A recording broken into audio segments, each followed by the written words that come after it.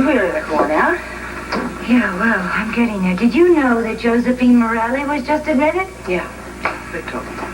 She's in there with Rick. Now, I don't know what good he can do for her unless we get that plasma. I mean, we are all just totally helpless without it. I checked in on Lee earlier, and he seems to be holding his own.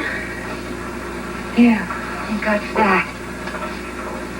Steve told me he's going to move him out of his room, put him in one of those emergency cots out in the hallway. Now that he's at least over the danger point. You know, bed space is just getting more critical by the minute. You? I don't think you've heard a word I've been saying. Oh, I'm sorry. I've really just been out of it today. I mean, I don't know what time it is. As a matter of fact, I don't even know what day it is. Do you want some coffee? No. No, thanks. I know what you mean about time. I lose track of it myself up here. But I can help you now. Let's see. It is almost 10 o'clock in the morning. And what they tell me is a very dreary February day outside. February? You know, the last time I really remember anything, we were celebrating Christmas and New Year's. Yeah. Boy, that seems like another lifetime, doesn't it? Yes. Oh, I spoke to Scotty this morning. I had to give him a report on Lee. And he asked me to remind you that you were supposed to put in a good word with Rick for him. I told him that I didn't think you'd forgotten, in spite of everything going on up here. Well, to be honest with you, Gail, I really don't want to get into any kind of a personal discussion with Rick if I can possibly avoid it. Oh? Yes, I think I have presumed too much on our friendship as it is. Has Rick told you that? No, Gail, it's just a feeling I have. I'm sorry. I'm sorry.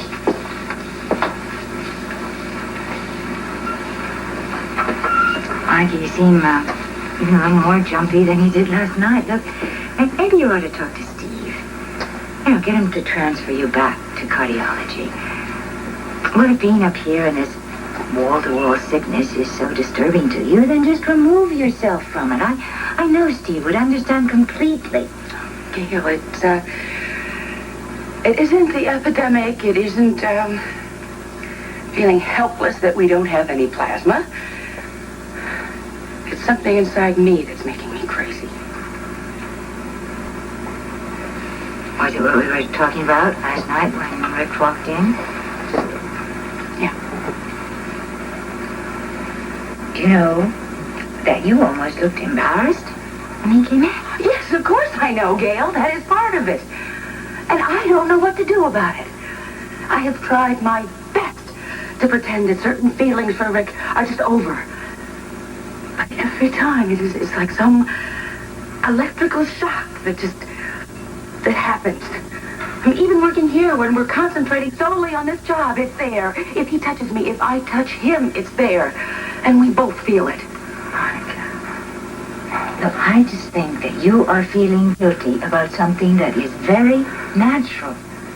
Now, even though you love Alan very much, it doesn't eliminate the possibility of being attracted to someone else.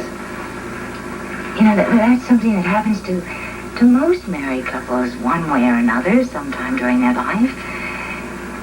But the important thing is to realize that and to handle it. Gail, I don't believe it. This is the whole point. I am not handling it.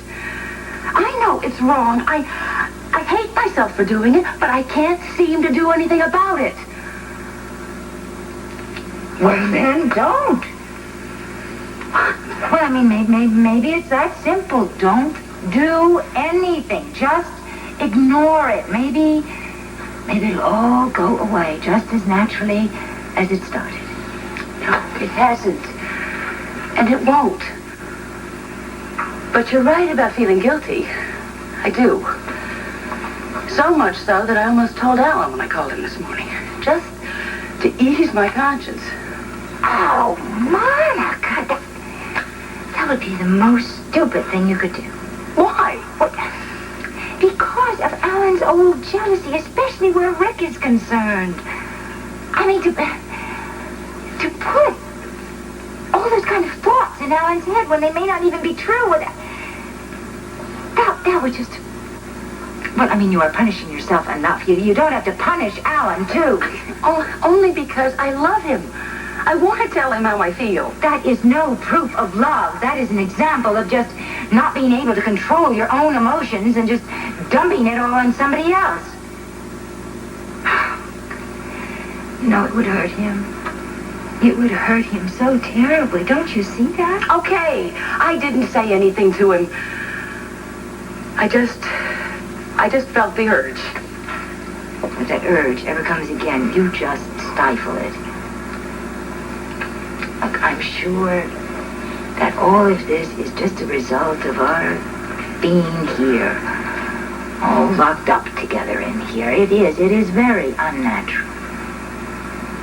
But just wait till things get back to normal, and maybe the problem will solve itself.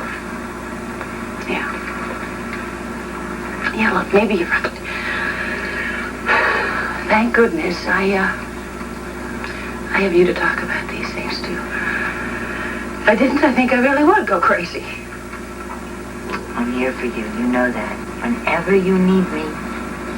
I do know that. And I depend on you.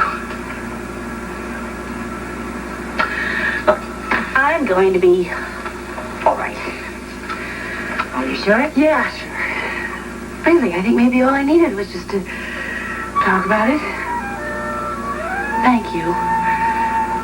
Thank you for listening to my schoolgirl hysterics.